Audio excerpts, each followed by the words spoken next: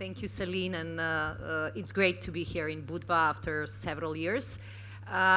It was really one of the easiest, best, and decisions that I'm most proud of in the first few months of my mandate, when NATO moved forward on deciding that the next NATO Youth Summit will take place in Montenegro, in a region from where I come from.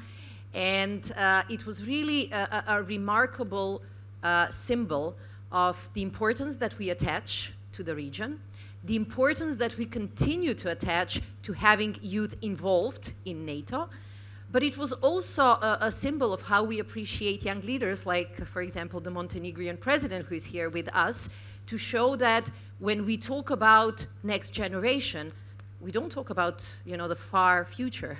We talk about all of you really joining us today in shaping the world of tomorrow. And this is very much what Secretary General, who is currently in DC and couldn't be here with all of you, wanted to share. That we do count on your talent, we count on your contribution, we count on your various creative aspects and professional attitude to create an alliance that will really guarantee a safer European continent, safer Euro-Atlantic area, and will give us the opportunity to thrive in a prosperous world. Well, thank you so much. Thank you for supporting us in this. We thank you for making young people like policy leaders of today as well, not just for the future.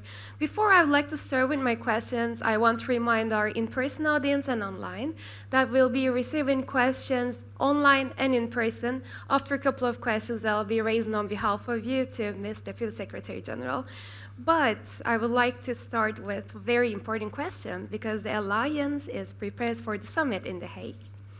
The expectations are very high, and also the agenda is super dynamic. So my question is, what should we anticipate from this historic summit, and which kind of strategic directions do you think it will set for NATO's path forward? Well, we are now gathered at a youth summit, but the Alliance is very much preparing for the summit that will take place in The Hague in the second half of June. It is an important summit because we are living in dangerous and very challenging times.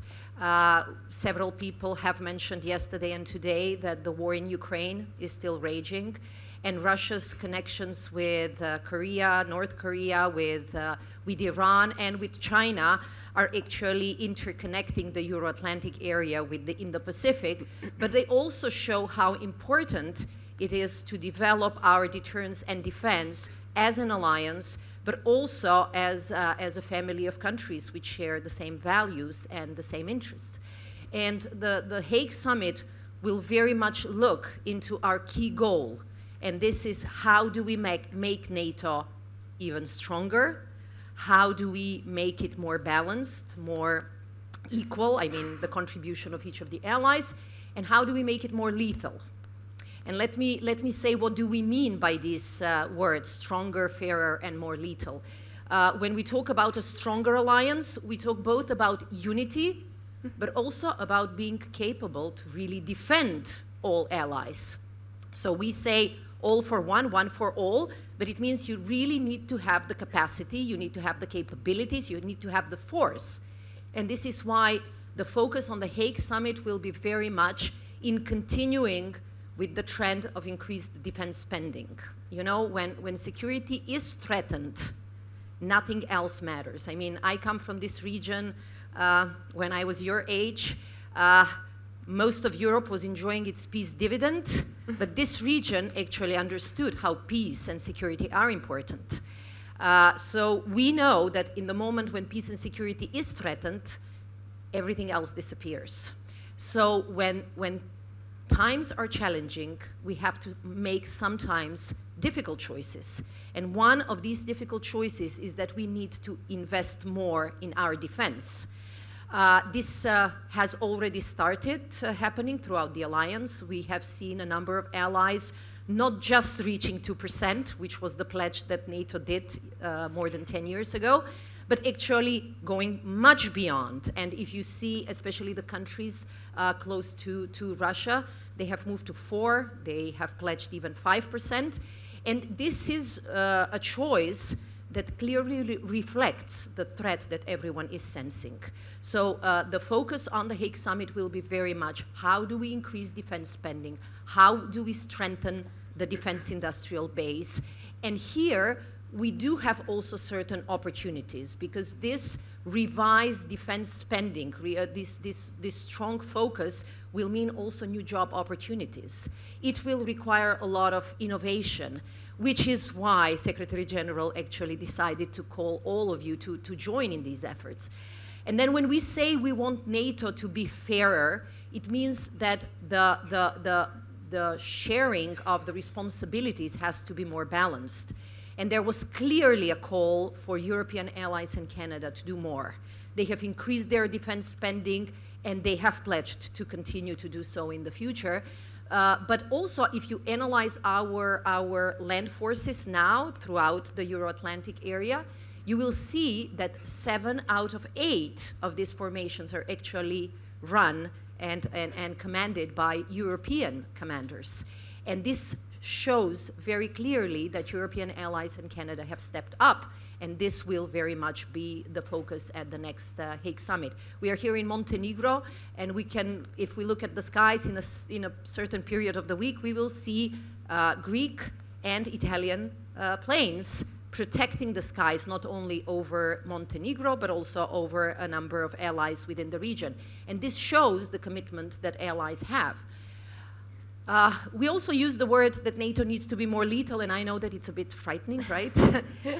Let me be very clear. NATO continues to be a defensive alliance, that's for sure. But those of you who have studied or read history, they know that this has been a reoccurring theme from ancient times to now. Everyone said, if you want to avoid war, you have to prepare for it. And this is our thinking, this is our philosophy. We invest in our defense and deterrence because we want to deter, we want to avoid war. And if we show the strength, if we show the unity, if we show our capabilities and our determination to protect all allies, this is how we avoid war. And these are the 3 deliverables that we plan to get at the Hague Summit. I know it's ambitious, I know it's tough, but we believe that the time has come for the alliance to move forward, and we count on all of you supporting it. As the alliance stated last year at the summit, as foreign ministers reiterated just a few weeks ago at their ministerial NATO meeting, Western Balkans continues to be of strategic importance to this alliance. And through all of the turmoil of the 90s, we have seen that NATO really supported peace. And this is where we are today as well. Although, of course, we don't have war like we had in the 90s. And trust me, it was scary, it was frightening, and it affected everyone in the region. So 30 years ago, I was more or less in your shoes. They were less cool than yours. But we have gone through the ordeal of living between war and peace, living in war, and paying a huge price for this. While most of the countries in Eastern Europe moved forward to become members of NATO and afterwards of the European Union, we were stuck in what we call the Balkan mud of conflict and war. And I do believe that many have learned our lessons, right? And one of the big lessons that I've learned at that time is that if you have absence of war, this is not enough. Yeah. And what I have seen during the 90s is that words matter. We have now a peaceful Western Balkans. Countries cooperate, they don't fight each other. We have a strong interaction. The main focus is membership into the European Union. Many of the countries have moved and become NATO members, so I welcome them here, including my own. But we have still not moved forward with divisive rhetorics. We still have it in the region. We have still nationalistic, secessionist even rhetoric. And this is not just words. What we have seen in the 90s is that words can sometimes be more dangerous than weapons, and that they can lead to violence, they can lead to hatred. And this is why our message to the Western Balkans, we have paid a number of visits. Secretary General was in Sarajevo recently. The whole North Atlantic Council with the Secretary General and myself was in Pristina.